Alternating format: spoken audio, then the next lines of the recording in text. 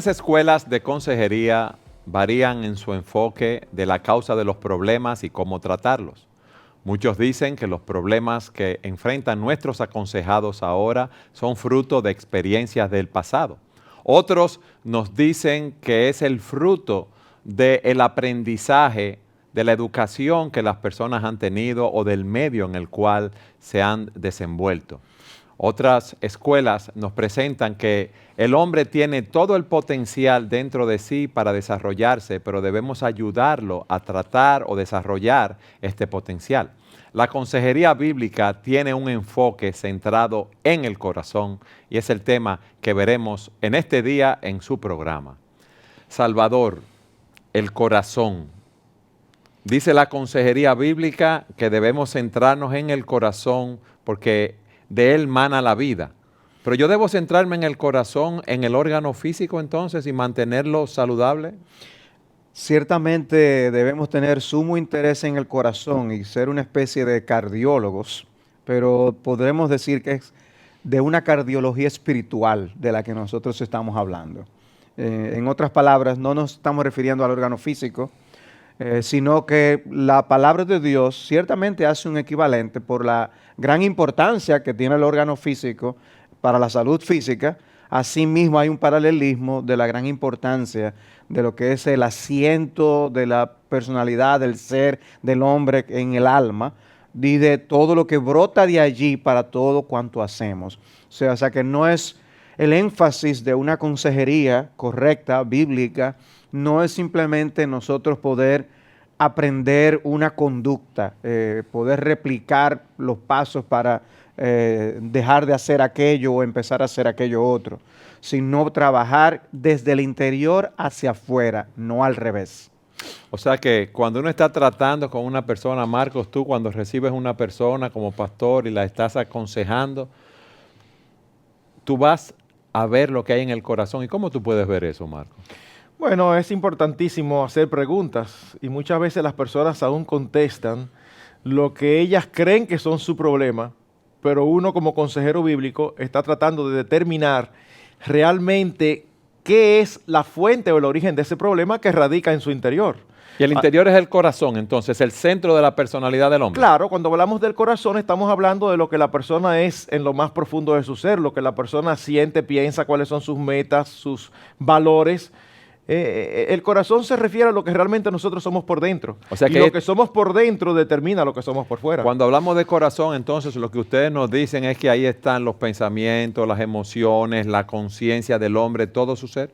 Obviamente estamos reflejando un lenguaje bíblico, es lo que queremos comunicar. O sea, nosotros todos no somos meramente un conjunto de aminoácidos y de químicos. De reacciones químicas. Con un cableado por el que circula la sangre o por el que conectamos las terminaciones nerviosas, no. Nosotros somos ciertamente cuerpo, pero también somos alma. Hay una parte material y una parte inmaterial.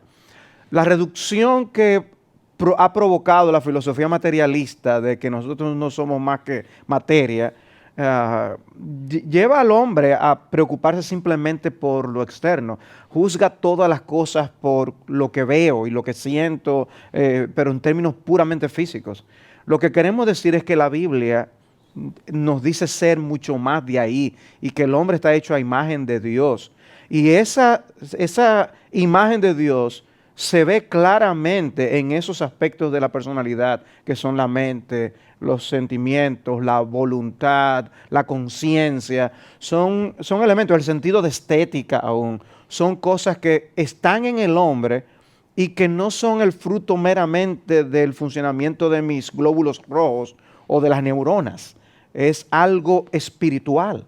Y en ese aspecto yo puedo tener pensamientos buenos o malos, o puedo tomar buenas o malas decisiones.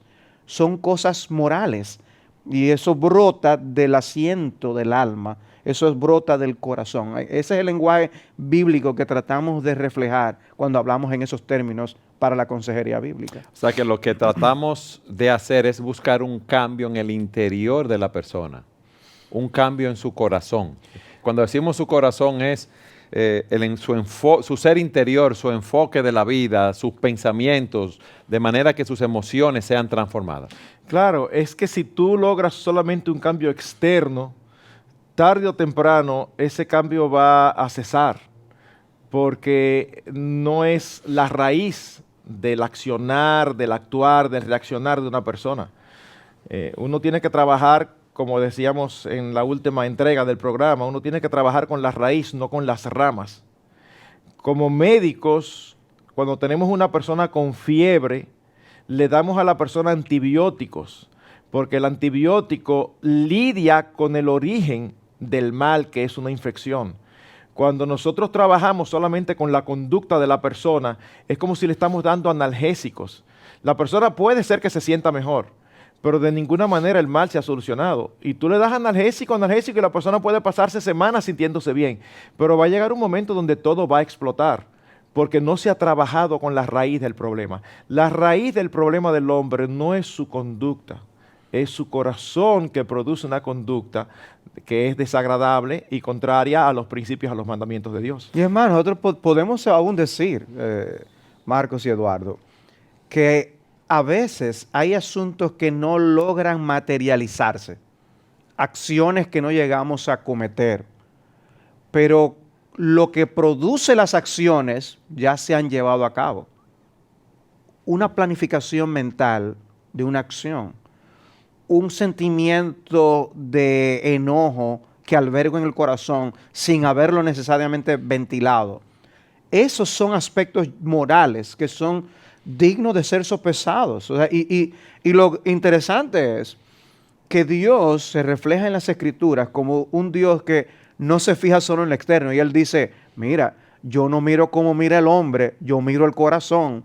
En otras palabras, yo miro de donde brotan las cosas. Yo miro la raíz, yo miro la fuente de donde surgen estas cosas.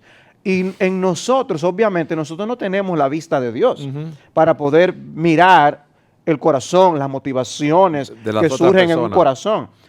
Pero dice la Escritura, por sus frutos los conoceréis. ¿Qué conoceréis por sus frutos? Lo que está en el corazón, precisamente. O sea, lo que hacemos nos permite ver algo del corazón. Es como si yo veo a alguien que solamente habla de dinero y lo que quiere es, habla de cómo ganar más y producir y hacer negocio y lo veo que se afana desde que se levanta hasta que se acuesta solamente pensando en esto. Yo no tengo que ser Dios para poder entender que esa persona tiene un problema de idolatría hacia el dinero, un amor al dinero o es trabajólico. Hay un fruto que me permite ver algo de un problema interior. En otras palabras, cuando, citando el texto que Salvador acaba de mencionar, de cuando Dios le dice a Samuel, yo no miro lo que mira el hombre, sino que yo miro el corazón, podemos expresarlo de la siguiente manera: Dios no mira lo que parece, sino lo que es. Lo de afuera es la apariencia externa, pero lo que realmente es, la esencia, está en nuestro interior, no en nuestro exterior. Y eso va a modelar todo nuestro accionar. El estar centrados en el corazón es algo fundamental en la manera, por ejemplo, en que nosotros criamos a nuestros hijos, en la manera en que un colegio cristiano trabaja con sus alumnos. Vamos a suponer que tenemos aquí a un muchacho brillante, porque el Señor le ha dado inteligencia. Sin embargo, él tiende a creerse la última Coca-Cola del desierto. Generalmente, el que no trabaja con el corazón no le da mente si él es orgulloso. Pero un padre o un maestro que está tras la esencia y la raíz, no solamente tras un comportamiento, no se va a conformar por lo inteligente que él es, porque eso ni siquiera depende de él, eso se lo dio Dios. Pero la actitud que él toma ante esa inteligencia que tiene, sí es algo de lo cual él es responsable. Así que un padre o un maestro lo va a ayudar a no gloriarse, recordando que todo lo que tenemos proviene de Dios. ¿Cuál es el problema? El problema no es externo, el problema no es el gloriarse externamente, el problema está en su corazón, que al verse con una inteligencia quizás por encima del promedio, se cree superior a los demás. Si eso no se trabaja, eso va a tener consecuencias conductuales futuras, que no son la esencia, sino que son los síntomas, la manifestación de una enfermedad cuyo origen está en el corazón.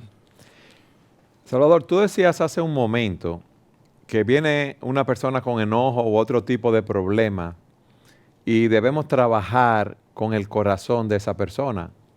Otra escuela de consejería te diría, bueno, hay que trabajar con el pasado de esa persona para ver qué lo lleva a enojarse. O hay que ver los factores de su crianza para ver cómo el medio lo condicionó para irarse de esa manera. Entonces, la consejería bíblica nos dice, primariamente tenemos que empezar trabajando con el corazón, por lo que Marco nos ha dicho. Ahí está la fuente, ¿verdad? El origen de los problemas. ¿Cómo tú enfocarías esto? Yo entiendo que esas cosas del pasado pueden tener una seria incidencia en la vida de una persona. Hay vivencias de mi juventud ¿Que te han marcado? Yo las recuerdo como si fueran ayer. Son cosas que me marcaron de una forma que todavía al considerarlo, yo digo, impresionante. Y me hace consciente de cómo las vivencias de los jóvenes de hoy pueden guiar sus vidas en el mañana. ¿O no nos pasa a todos que nos encontramos con excompañeros de la juventud, ya sea en la escuela, en la universidad, y al ver cómo en un momento dado nuestras vidas se separan, las cosas los marcaron para ellos para ciertos destinos y otros pudieron lidiar con esas cosas que aún les marcaron para terminar de otra forma? Algunos ya están muertos y es por el estilo de vida también que han tenido.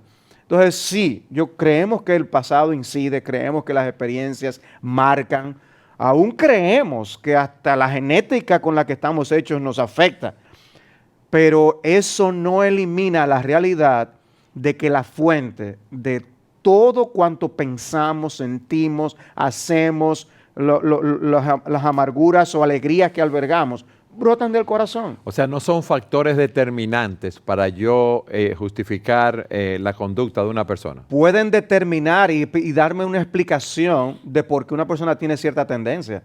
Aún el hecho de la diferencia entre una persona, por qué esta tiende más al alcoholismo que esta, o por qué esta persona tiende más al enojo brutal que esta, yo puedo encontrar ciertas explicaciones. Lo que no encuentro es una excusa. Entonces puede ser que alguien tenga que trabajar más fuertemente en un aspecto que para otro no tiene ese inconveniente. Hay cierta personalidad que le permite estar sin inmutarse mucho cuando ocurren ciertos eventos. Para otro tipo de personalidad, su naturaleza no es esa. Yo puedo entender la diferencia, pero yo no puedo ni justificar la inacción del que no actúa mucho cuando habría algo que hacer, ni puedo justificar el enojo desmedido de aquel que piensa que había algo que hacer y él lo resuelve de una manera pecaminosa. Entiendo que hay una diferencia de trasfondo, genética, el ambiente, cómo le incidió sobre su vida, pero no puedo nunca justificar lo que Dios llama pecado, ni puedo minimizar las cosas que Dios nos ha exhortado a hacer y que no hacemos. El problema viene cuando se sobreenfatiza un elemento del todo por encima de los demás. Hemos estado diciendo que el corazón tiene que ver con el interior, tiene que ver con la personalidad. Y parte de la personalidad incluye emociones, sentimientos, incluye pensamientos, razonamientos e incluye voluntad. ¿Cómo es que esto funciona? Bueno, generalmente nosotros decidimos hacer o reaccionar de tal o cual manera, impulsados o por lo que sentimos o por lo que pensamos. Cuando uno habla acerca de los eventos del pasado, ciertamente, como dice Salvador, inciden. La escuela que quiere buscar el pasado para explicar un comportamiento cae en el error de justificar y quitar la responsabilidad a la persona. ¿Por qué? Porque solamente enfatiza el aspecto del sentimiento. Y a veces hasta peor. Hace volcar las emociones contra una persona del pasado. Exactamente. Porque se centra tanto en las emociones y la generación que nos ha tocado vivir pone un sobreénfasis en las emociones. Fíjate que hasta en los anuncios, lo más importante actualmente es cómo tú te sientas. ¿Tú te sientes bien haciendo tal cosa? No hay problema. Nadie debe de decirte cómo vivir. Tú tienes que vivir como tú te sientas bien. Conforme a tus emociones, Exacto. tus sentimientos. Pero la verdad que no es así que funciona. Nosotros en última instancia siempre, siempre, siempre actuamos de una manera voluntaria y por eso somos responsables. Uno puede decir, bueno, pero no siempre uno actúa de manera voluntaria. Imagínate que tú vayas saliendo y cuando vas saliendo se para un motorista o dos en un motor y con una pistola te dicen, dame el celular o te mato. Yo se lo doy, pero no fue voluntariamente. Sí fue voluntariamente porque tú pudiste no dárselo. Ah, pero si no se lo doy me mata. Bueno, tú decidiste usar la razón y no la emoción. Ok. O sea, finalmente nosotros somos siempre responsables. Y esa es la parte fundamental que esa escuela de consejería minimiza o hasta elimina. Cuando hablamos del corazón, incluye nuestra personalidad total, que está compuesta no solo de sentimientos, sino también de pensamientos, de razonamientos y al final de voluntad. Nosotros vamos a terminar haciendo lo que nosotros decidimos y por lo tanto siempre seremos responsables. No importa que hayan elementos del pasado que contribuyan a empujarnos o a inclinarnos más hacia tal o cual acción. Pero eso no quita la responsabilidad humana.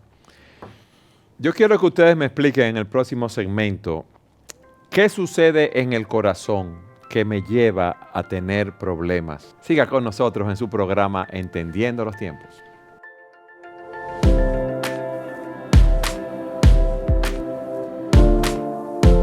En el segmento anterior ustedes nos explicaron que el corazón es el centro de la personalidad del hombre, donde la Biblia lo describe, donde encontramos los pensamientos, las emociones, la voluntad y que los problemas se originan en el corazón. Y allí es que debemos trabajar para tener cambios realmente verdaderos y duraderos.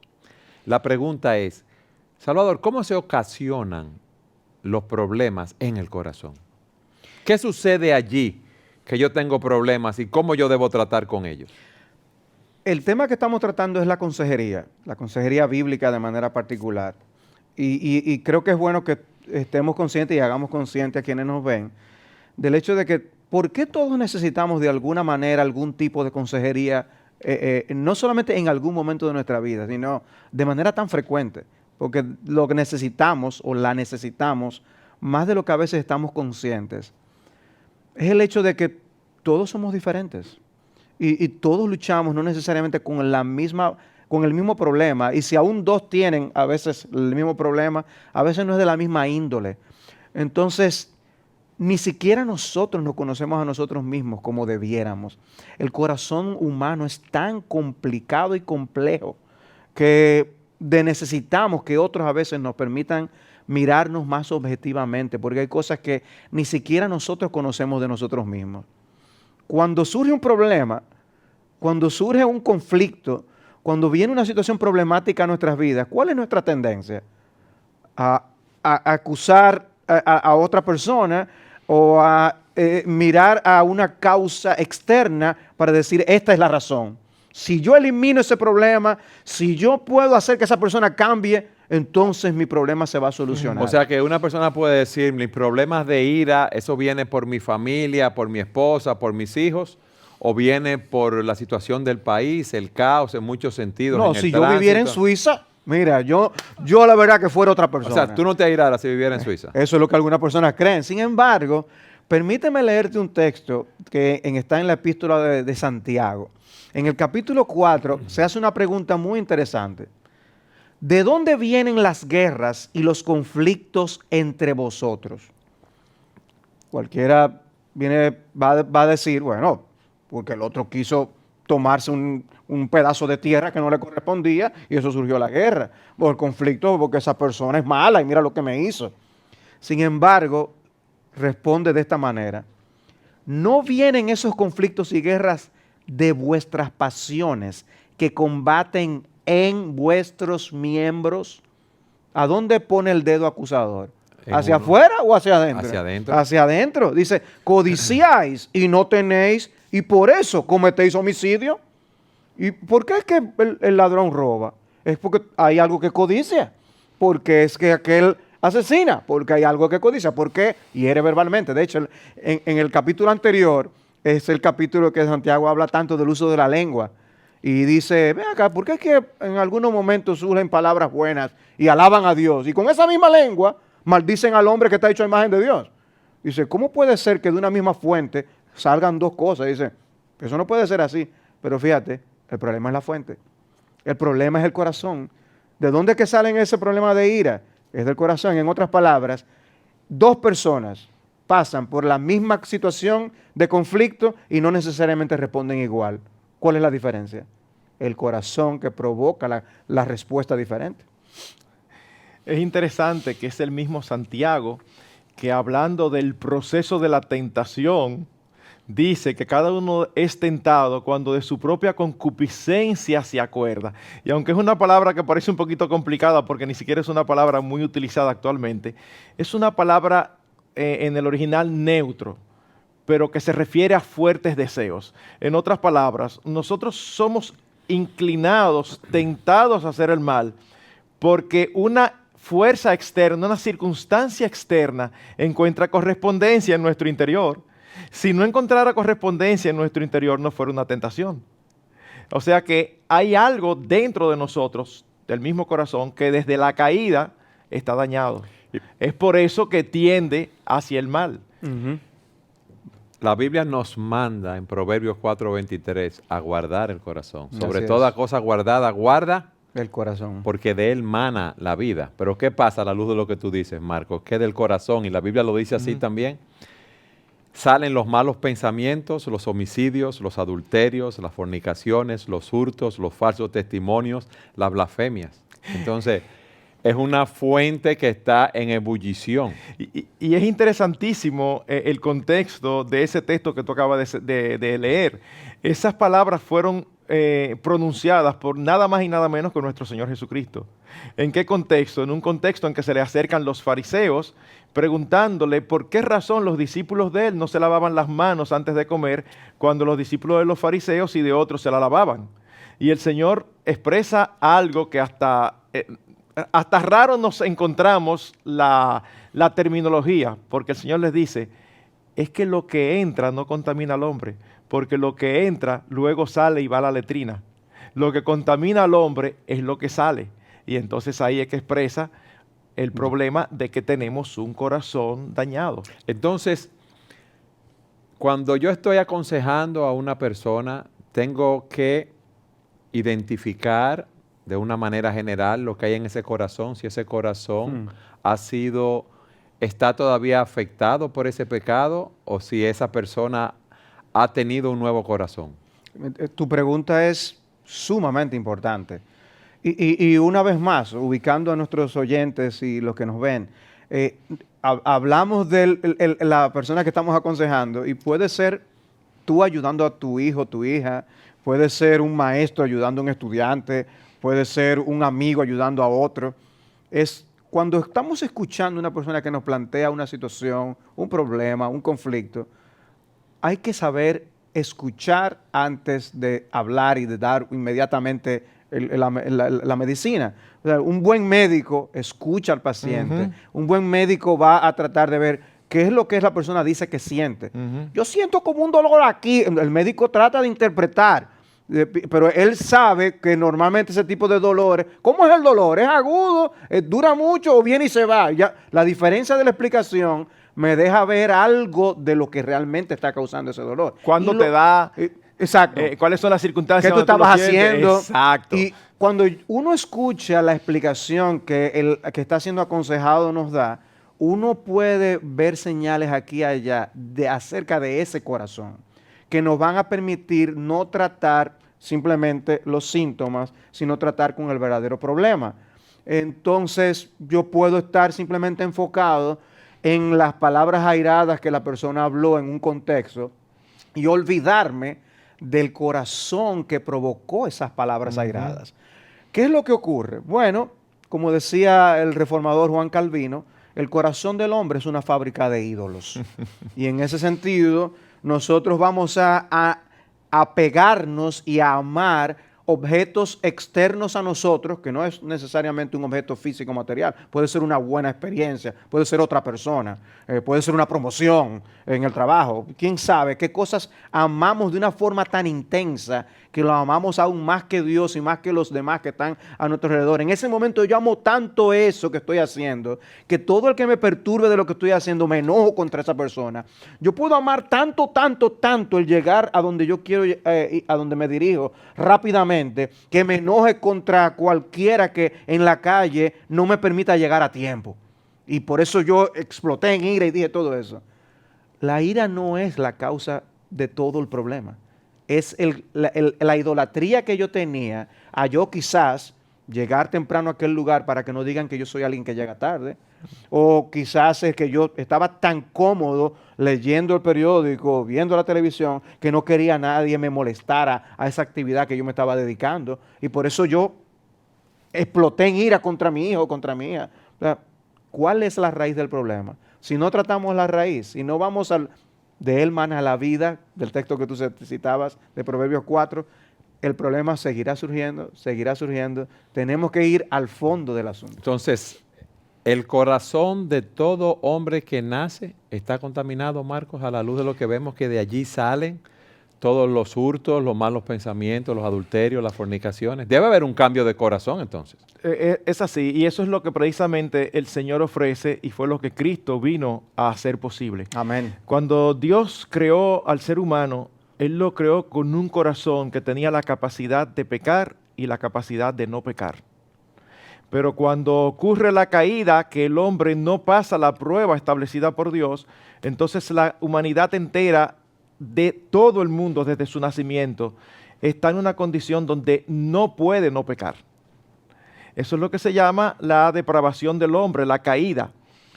Y la Biblia habla... Tú has dicho algo interesante, habla de la depravación del hombre, la caída.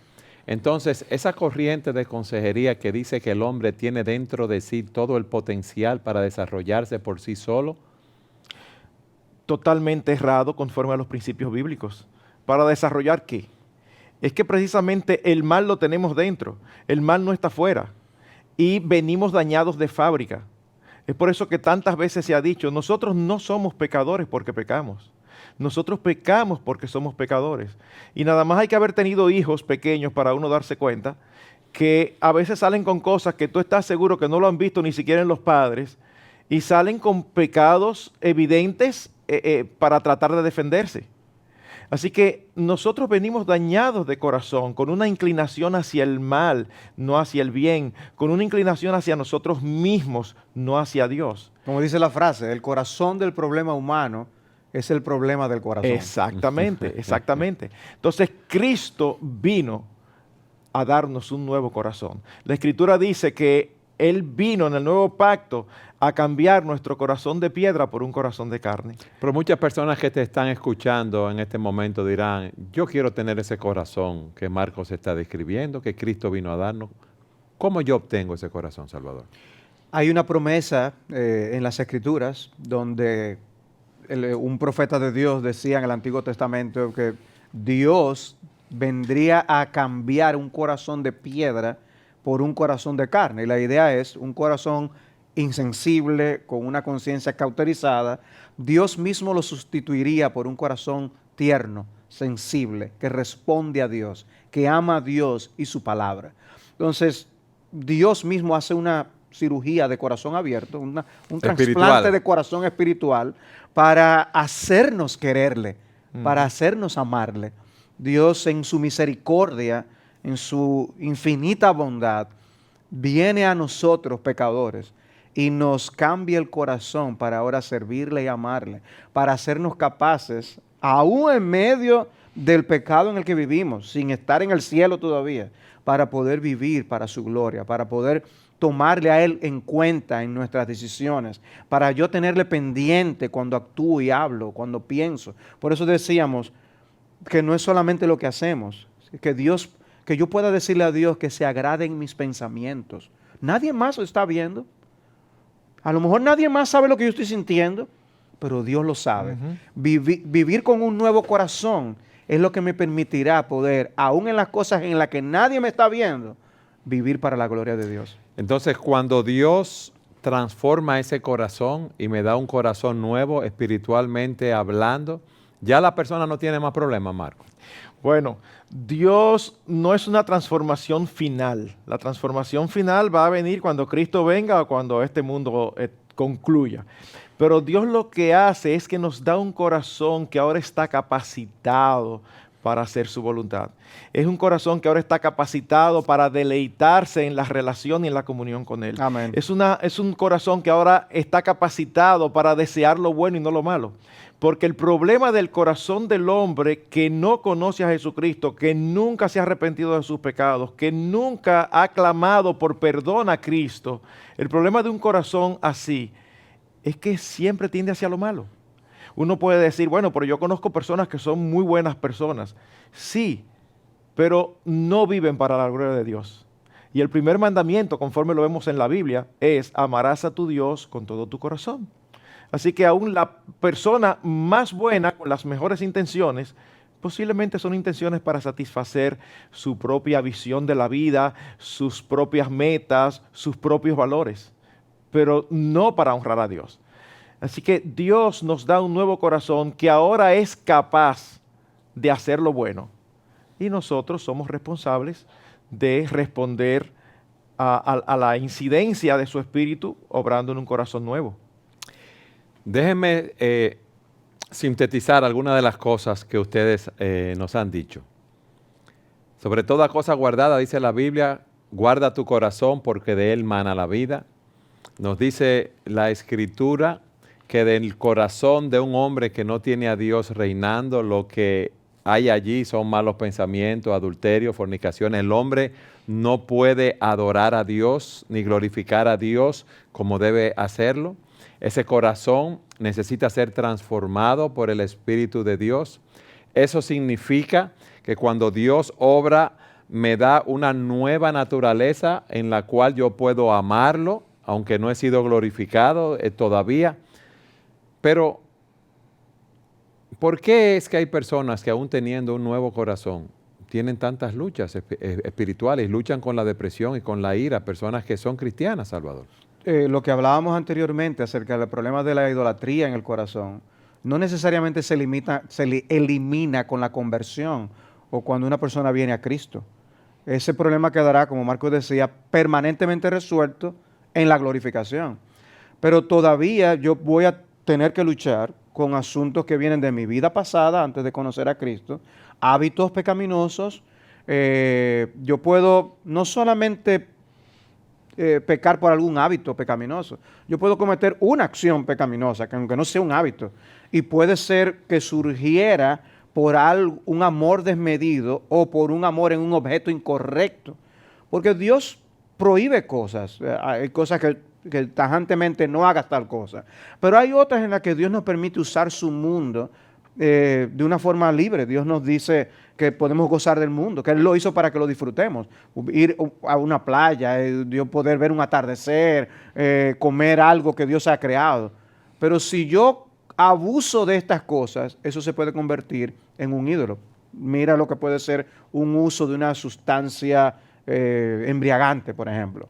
Yo puedo terminar en alcoholismo. No necesariamente una copa es yo ser un alcohólico, pero puedo terminar en alcoholismo si mi amor hacia esto es desmedido o si yo como demasiado y yo abuso con mi salud, y eso quizás aún puede dar expresión a que no soy ni siquiera considerado con mi pareja o no pienso en mis hijos en términos de mi salud. Entonces, eso puede estar revelando un mal de un amor desmedido en algo que es bueno, que no es malo en sí mismo. Entonces, el hecho de yo estar en Cristo, el hecho de yo ser una nueva criatura en Cristo y tener aún ese nuevo corazón que mencionamos, no elimina el que yo no pueda caer en malos patrones, en malas influencias, que me ocurran eventos que inciten cosas de mi corazón que no sean buenas.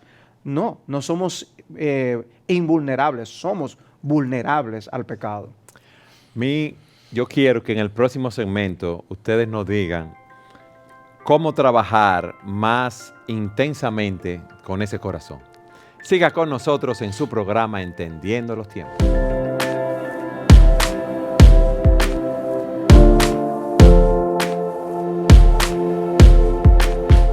pregunta que dejamos en el segmento pasado es, ¿cómo yo trabajo con mi corazón? ¿Qué yo puedo hacer para yo lidiar con los diferentes problemas que tengo en la vida? Muchos tratan con la falta de dominio propio, se airan, se deprimen. ¿Qué yo debo hacer? En un sentido, todos debemos ser cirujanos de corazón. Me refiero al hecho de que todos estamos llamados aún a aconsejarnos a nosotros mismos, a usar la palabra de Dios para traer aquellas cosas que nosotros necesitamos mantener porque están bien o corregir porque están mal, cosas que debemos revisarnos. O sea, la Biblia es nuestro consejero. Cristo, y ahora que estamos pensando en época navideña, Cristo es llamado por el profeta admirable consejero, porque Cristo nos aconseja, porque todos necesitamos consejo. Ok, o sea, si yo puedo ayudarme a mí mismo con la palabra, fantástico. Debo ayudarme a corregir lo que está deficiente, algún patrón pecaminoso, debo hacer algo al respecto. Pero el problema es que no podemos tener una cirugía en nosotros mismos para todas las cosas. Hay cosas en las que necesitamos ayuda externa. Y ahí es donde viene otra persona, un amigo y nos aconseja, viene un pastor y nos ayuda. Yo necesito a alguien externo a mí que mirando de fuera mi situación me ayude a ser objetivo, porque muchas veces no lo somos. Es como... Muchas veces o la mayoría de las La mayoría de las veces tenemos prejuicios a nuestro favor. No, prejuicio porque tenemos un más alto concepto de nosotros que el que debemos tener. El asunto es, o sea, imagínense un médico, y los hay, que se han hecho cirugía ellos mismos en algunas cosas. Ha sido impresionante verlo, pero son pocos, obviamente. Son excepciones. Son excepciones. Gente que puede hacerse cosas a sí mismos. Pero normalmente no es así. Vamos a necesitar que alguien venga y nos haga ver lo que no estamos viendo. Nos ayude a admitir lo que no queremos admitir.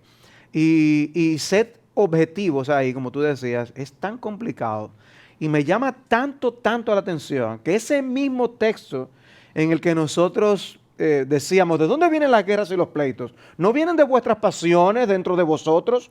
Es de dentro, desde que vienen esas guerras, esos conflictos, esos pleitos. Y entonces luego dice, y empieza a dar el consejo que necesitamos, pero Dios da mayor gracia. Por eso Dios resiste a los soberbios, pero da gracia a los humildes. En otras palabras, tú puedes decidir pelear con Dios, seguir justificándote a ti mismo, no admitir que tú eres parte del problema, o tú puedes humillarte y en humildad reconocer que sí, que tú necesitas ayuda para corregir ciertas cosas. Y entonces dice, por tanto, someteos a Dios, resistid pues al diablo y huirá de vosotros. Okay. Hay áreas de nuestra vida que quizás no estamos sometiendo a Dios. Someteos pues a Dios. Debemos ser humildes para someternos al Todopoderoso, a nuestro Padre Celestial. Sí, Satanás nos tienta, pero yo no puedo echarle la culpa al diablo y eximirme a mí mismo de la culpa. Pero debo hacer lo que Dios dice. Sométete a Dios. Y qué promesa tan gloriosa. Resistid al diablo y él huirá. Eso es una promesa gloriosa, pero es en parte yo reconociendo mi gran necesidad que yo voy a permitir que otro cirujano externo haga esa cirugía en mí.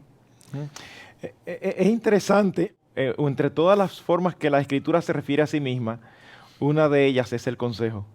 El apóstol Pablo, cuando se estaba despidiendo de los ancianos de Éfeso, les dijo, no he rehuido anunciaros todo el consejo de Dios. En otras palabras, Dios nos aconseja a través de su palabra. Ahorita decíamos que la personalidad no era solamente sentimiento, sino también razonamiento. Y es por eso que Romanos 12:2 dice, transformaos por medio de la renovación de vuestro entendimiento. El consejo de Dios no entra a través del sentimiento.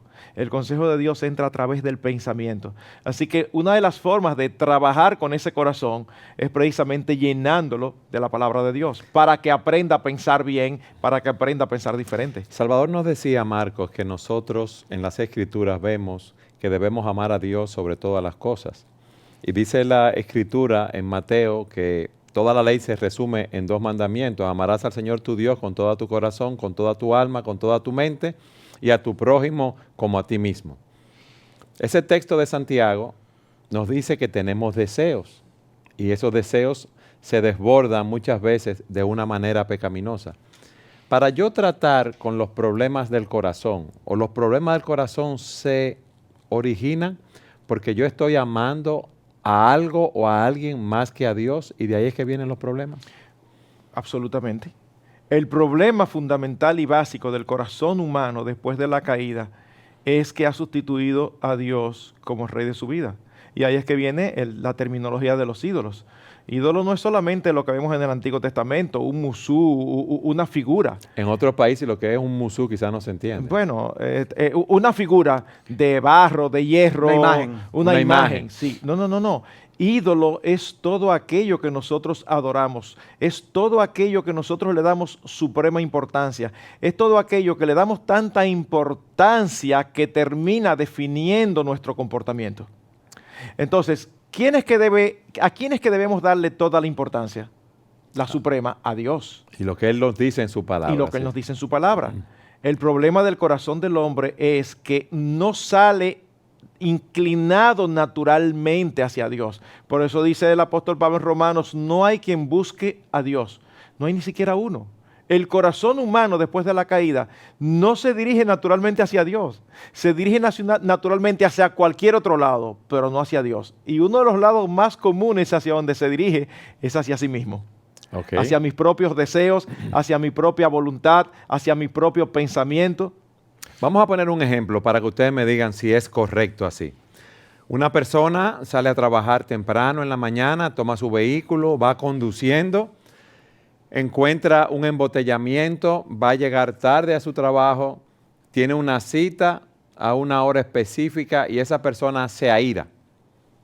Discute con las personas que están alrededor, pelea con los demás conductores. Parece que está en Santo Domingo. ¿Cuál es el problema? Esa es la conclusión. ¿Cuál es el problema? Que él deseaba llegar temprano a su trabajo y deseaba cumplir con el compromiso que tenía, con esa cita de trabajo, con esa reunión que tenía, pero en la providencia de Dios, aún saliendo temprano, encontró un embotellamiento de tránsito y la persona se aíra. ¿Cuál es el problema, Salvador? Yo tengo derecho a airarme porque salió mal y tengo derecho a dar rienda suelta a mis emociones y a gritar y a pelear con los que están alrededor, ¿o no? La verdad que presentaste el caso tan vehementemente que no te quiero No, contradecir. No, realmente el punto de este someteos a Dios abarca el hecho de que yo no controlo el universo. Dios sí. Entonces, Dios es soberano. Y en ese aspecto, Él permitió que esa situación pasara. reconocer nuestras limitaciones y saber que la vida nos plantea situaciones que nos frustran nuestros planes y frustran nuestros deseos. Y que la Biblia dice que para los que aman a Dios todas las cosas obran para bien, y eso incluye esas cosas que nos ocurren con el tránsito o muchas otras cosas más. Pero como veníamos hablando, es que nuestros deseos nos traicionan, porque se hacen tan intensos que nos hacen entonces olvidarnos de que todo nuestro ser se debe a Dios. Entonces, aún mi emoción no es el ídolo que yo debo complacer. Y si yo le debo ventilar, lo ventilo para que la gente sepa que yo me indigné. Sí, lo mostraste, dejaste ver lo que había en tu corazón. ¿Resolvió el problema? No. No resolvió el problema. Normalmente lo complica. Entonces, en ese sentido, ni llegué temprano por eso. Y lo que ahora algo que entonces también yo pequé y hice otra cosa más, a veces peor de lo que motivó la ira en la que yo me provocó la ira. En la forma en que tú lo planteaste la situación, tú dijiste una palabra que es clave y que lo cambia todo. Tú dijiste, pero en la providencia de Dios no pudiste llegar tarde. En otras palabras, No pudiste llegar temprano. no pudiste llegar temprano. En otras palabras, lo que tú estás diciendo es que no hay nada que ocurra sin la autorización y el control de Dios. La diferencia está, si Dios es supremo, yo estoy centrado en Dios. Si mi ídolo soy yo estoy centrado en mí mismo. Cuando uno se molesta, grita, pelea, es una clara evidencia que uno está centrado en sí mismo, porque uno está olvidando que Dios tiene control de eso y que Él está permitiendo que tú llegues tarde. El ejemplo para mí más poderoso, puede haber otro, pero un ejemplo muy poderoso, es el ejemplo de José. El hecho de que él fue traicionado por sus hermanos, vendido, Como esclavo. y en Egipto. tuvo que pasar tantas vicisitudes y luego, sin embargo, Dios le lleva a esa posición de autoridad en Egipto y tiene ese momento de oro para vengarse cuando sus hermanos llegan entonces en un momento de necesidad, donde están allí débiles y frágiles, para él entonces decir, ¿quién es el que manda ahora? Que es la tendencia natural del hombre. Sin embargo, ¿qué le dijo él a los hermanos? Que tenían el temor de que José iba a hacer algo contra Ajá. ellos. Le dijo, fue Dios que los envió, que hizo que todo esto pasara. Me envió aquí a Egipto para poder salvar vidas. Así que no se preocupen, que fue Dios que los trajo. ¡Wow! Yo tengo otro ejemplo para que ustedes me digan cómo trabajarlo. Marco, te pasas el día entero trabajando, muchos problemas, muchos inconvenientes. Llegas a tu casa, quieres descansar, quieres ver un partido de tenis o de baloncesto, de las finales, te sientas tranquilo a ver tu partido. Ahí están tus hijos discutiendo. Entonces, tú quieres estar tranquilo viendo tu partido, tus hijos discutiendo, tú pierdes la paciencia, le hablas mal a tus hijos. Pero yo quiero descansar, Marco. ¿Y qué tiene de malo que yo le dé su bochecito a mis hijos y le diga que se estén tranquilos y le hable fuerte? Y el momento cuando el partido está en sus buenas, con las bases llenas, y 3-2, 3 bolas y 2 strikes, y el jugador favorito va a batear. Dime ahora, ¿qué tú Marco, haces? ¿qué tú haces, Marco? Yo tengo derecho a molestarme, Marco, y ya. Bueno, ¿qué yo hago? Posiblemente lo que ustedes, lo hago mal. Pero la verdad es que lo que normalmente nosotros haríamos no necesariamente es lo correcto. Amén. Ahí es que se establece la diferencia. ¿Cuál es mi ídolo? Si mi ídolo soy yo, Mi si comodidad, mi ídolo es ver mi mi comodidad, partido si de mi ídolo es baloncesto. el deporte, yo voy a reaccionar mal. Pues son los niños que me están desesperando y haciendo bulla y molestando y correteando y peleando entre ellos. Precisamente, porque son niños. Entonces, yo soy la persona puesta por Dios para moldear su carácter. Y soy la persona En el puesta por Dios. noveno inning, con la base llena. Eso es irrelevante. Ah. Eso es irrelevante cuando pensamos bien. Por Pero te he eso, hecho algo clave cuando pensamos por bien. eso, el centro de la consejería es el corazón. Y la forma de cambiar el corazón es entrenándolo a pensar bien. La palabra para consejería, ¿no? La palabra que pone pensamientos en la mente de otros. Pensamientos Exactamente. correctos. Entonces, ese es el centro. Si estoy pensando bien, en mi carne me voy a molestar porque yo quiero ver mi juego y sobre todo quiero ver esa jugada importante. Pero ese mismo deseo que me mueve a molestarme debe anteponerse a un pensamiento correcto, a un pensamiento bíblico que me dice, bueno, pero no hay control de que ellos discutan en el momento en que están dando los anuncios. Ellos están discutiendo ahora y mi prioridad es Dios y mi prioridad es criarlos a ellos en la disciplina y amonestación del Señor. Así que aunque yo respire hondo y cuente hasta 10, yo debo de hacer lo correcto y pararme e ir a resolver el asunto. Porque si yo no lo resuelvo, yo le estoy dando a ellos un mensaje. Yo les estoy diciendo indirectamente que un juego es más importante que sus comportamientos, más importante que sus vidas. Así que lo que hace la gran diferencia entre una persona que anda bastante bien y una persona que tiene una vida desordenada es la forma en que piensa. Ok. Marco nos dice que debemos pensar correctamente de manera que cuando vengan esas situaciones demos la respuesta adecuada. ¿Cómo yo me entreno o entreno mi corazón para pensar correctamente, Salvador? ¿Qué yo debo hacer? Yo creo que en un programa anterior de esto de la consejería habíamos hablado de la realidad de que no todos los pecados son de la misma naturaleza, o sea, no todos los pecados se enfrentan de la misma forma. O sea, la forma como yo pueda enfrentar la codicia por un objeto, no codiciarás, dice la Escritura, por algo del vecino, como dice el mandamiento, no es necesariamente la misma forma como yo combatiré quizás el hecho de airaos pero no pequéis. Okay. O sea, hay estrategias distintas que podemos rastrear en las Escrituras. Tú has dicho algo interesante, que podemos rastrear en las Escrituras. O sea, yo no debo tomar esas estrategias para cambiar de corrientes de consejería seculares, sino de la Escritura. Amén, amén. La palabra de Dios nos fue dada con el propósito expreso de que nosotros pudiéramos tener esa transformación de pensamiento. Nosotros necesitamos quitarnos los pensamientos o la forma de pensar incorrecta acerca de cosas, que es lo que nos lleva a la larga a tomar decisiones, a decir cosas. O sea, reconocer el hecho de que normalmente si reflexionamos, las cosas que hemos hecho airados no son de las cosas que más nos enorgullecemos. Entonces, para enfrentar el pecado de la ira, la estrategia no debe comenzar a ser utilizada en el momento que me airo. O sea, que la ira no surge en un vacío. Exactamente. Hay cosas en las que podemos ayudarnos para prepararnos para enfrentar ciertas situaciones. Si tú, por eso Marcos hacía la referencia cuando visitamos al médico y el doctor nos pregunta, ¿y qué tú estabas haciendo cuando sucedió tal cosa? Bueno, lo mismo con algunos aspectos de la conducta. Nosotros podemos, ¿y qué te provoca a ti la ira? ¿Qué es lo que tú te has visto? Y uno puede detectar ciertos ambientes. Entonces, si tú sabes que eso te conduce a esto, ¿no deberías tú entonces tomar medidas para no llegar a esta situación? No esperes a estar en la situación. Y ahí es donde eso es una forma, eso es una estrategia. Pero el mismo texto de Santiago, capítulo 4 que hemos estado mencionando aquí, citando aquí, tiene para mí una exhortación clave aquí. Acercaos a Dios y Él se acercará a vosotros. ¡Wow!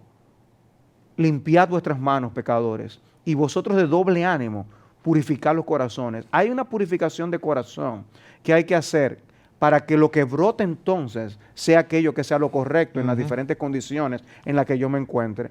De manera que esas guerras y esos pleitos de las que habla el libro de Santiago no se van a producir si yo me preparo de antemano para yo no ser el ente o el instrumento usado por Satanás para incitar a ese pleito, a esa guerra, o a mantenerlo, si otro fue que lo provocó. Y yo me voy a someter a Dios y acercar a Dios de tal manera que mi vida en la presencia de Dios afecte el cómo yo reacciono en las diferentes circunstancias. Puede ser en tentaciones que son de esas fugaces, o puede ser en esa en la que yo puedo ser tentado a tramar algo con premeditación. En una cosa o en la otra, el yo estar cerca de Dios me permitirá colocar esa palabra de Dios en el corazón para yo reaccionar de manera diferente.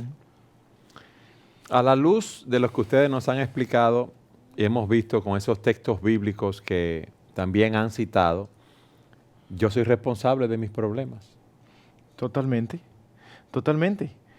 Dios nos ha hecho como seres responsables, porque como veíamos hace un rato, al final todo lo que nosotros hacemos, lo hacemos voluntariamente. Pero también, por lo que ustedes nos han dicho, tiene que haber una transformación de nuestros corazones si queremos tener cambios duraderos en nuestras vidas. Amén, ciertamente.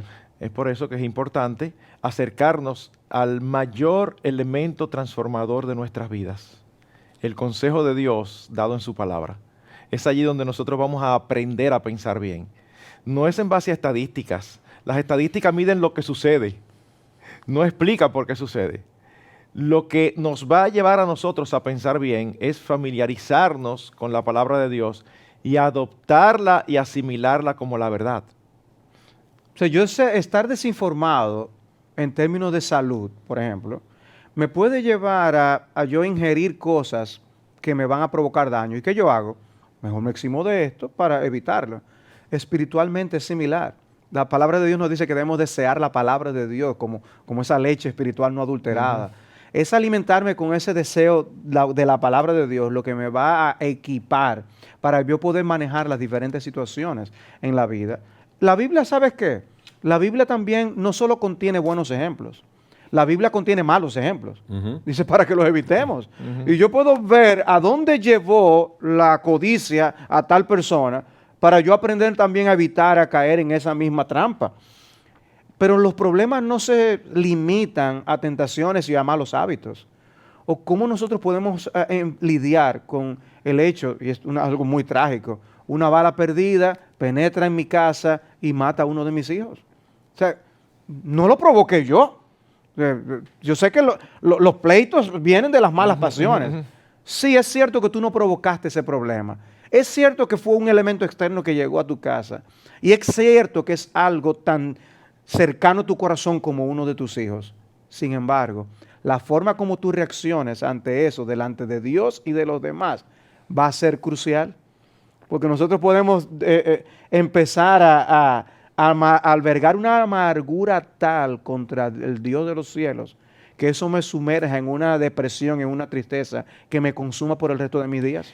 Tu reacción va a depender de lo que está lleno tu corazón. Corazón. Si está lleno de ti mismo o si está lleno de Dios. Correcto. Por eso, sobre toda cosa guardada, guarda tu corazón, porque de él mana la vida. Gracias por haber estado con nosotros en su programa Entendiendo.